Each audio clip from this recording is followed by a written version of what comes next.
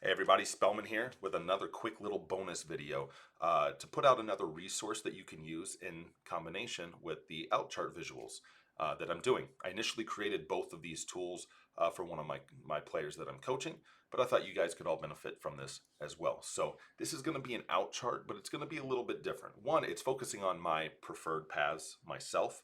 It's not going to be like a beginner, medium, intermediate and advanced kind of thing.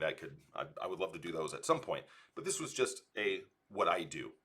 But I wanted to break it down more than just a regular out chart. Normally you'll just see it, it'll say shoot this, shoot this, shoot this. But there's no like real contingency plan on what to do next. What happens if I miss the first start? What happens if I miss the second dart? What happens if I miss both?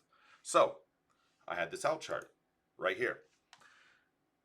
I want to, before I read through this, I'm going to read the little note that I have over here. So it says missed indicates a miss on the targeted double or triple, but you're still hitting the single of that target. So if you're shooting the 20, I don't have it in here if you hit left into the 1, right into the 5. It's mostly focused on are you hitting the double, triple, or single of your intended target.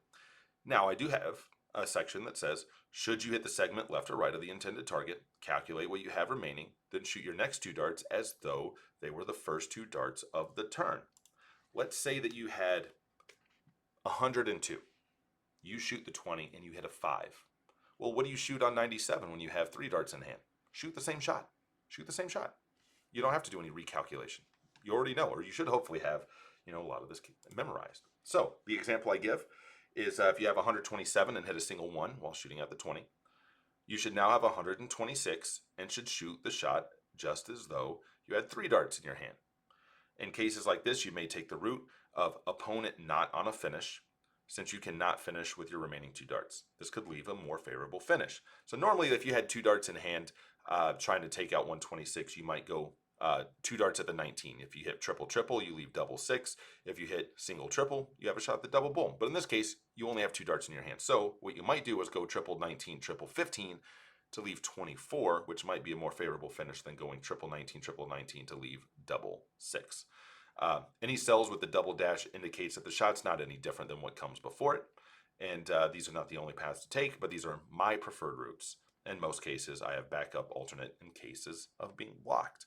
So again, any double dashes, since again a miss is not hitting the triple or double, it's hitting the single. Well, if this is a 2 dart finish, well, you don't need it. If the first dart's perfect and you're shooting this, I guess I could put on here, okay, if you're shooting double 18 and you miss, you could say, okay, hit the single and I have double 9 left. But I think you guys know at least enough to do that portion of it. But like up here, if I say a single 11, I'm not going to have a section about missing the second dart because the intended target was the single after all. So obviously I could have gone even more in depth with this, but I tried to keep it at least somewhat complicated, but still fairly simple. So again, what this is you're going to have opponent on a finish, opponent not on a finish, and it's going to be the same for every column. This one, both of your setup darts were perfect. This one, your first dart was perfect, but your second setup dart, you missed. You hit the single. So what do we do on the third dart? Same thing over here. You missed the first dart, but your second setup dart was perfect. What do you do? And then over here, you missed the first 2 setups. What do you do?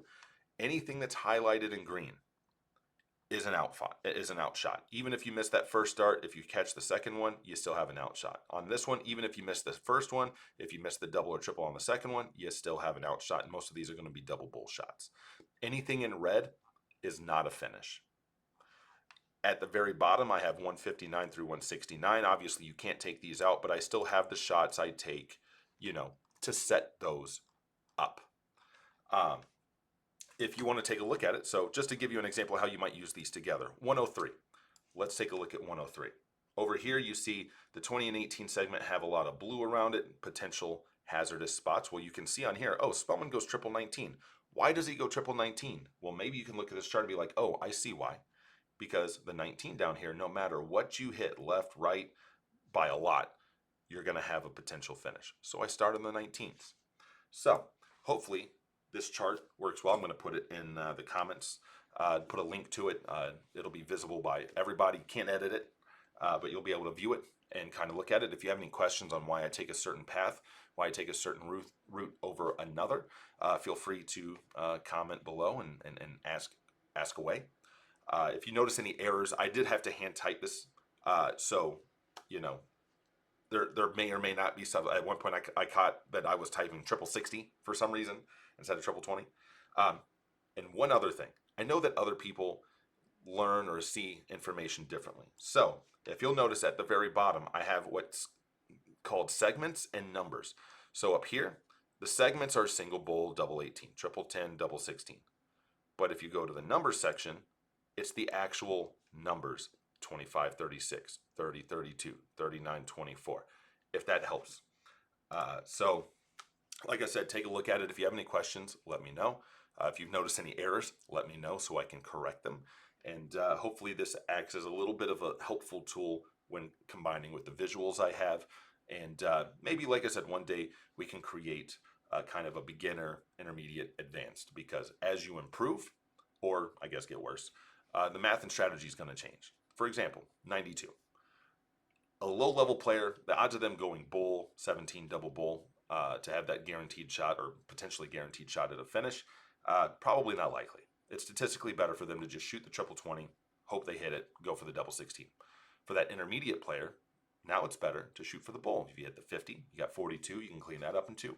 If you hit the 25, you got 67, you can go 51, double 8. But if you miss the 57 and hit just a single 17, you have a shot at the double bull. It's at least a shot at the win.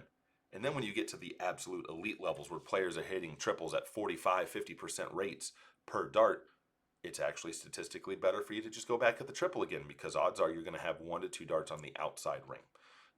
That's going to take obviously a lot longer to create. I wanted to focus on what I do just to help him out. But again, I wanted to put this out to see if it helps you guys as well. So let me know again. Any comments, any improvements that you can see here. But like I said, I wanted to create something that was a little bit more in depth other than just shoot this. Oh, you missed. That sucks. And here's a quick little tip. Let's say that you have your outs memorized from 2 to 100.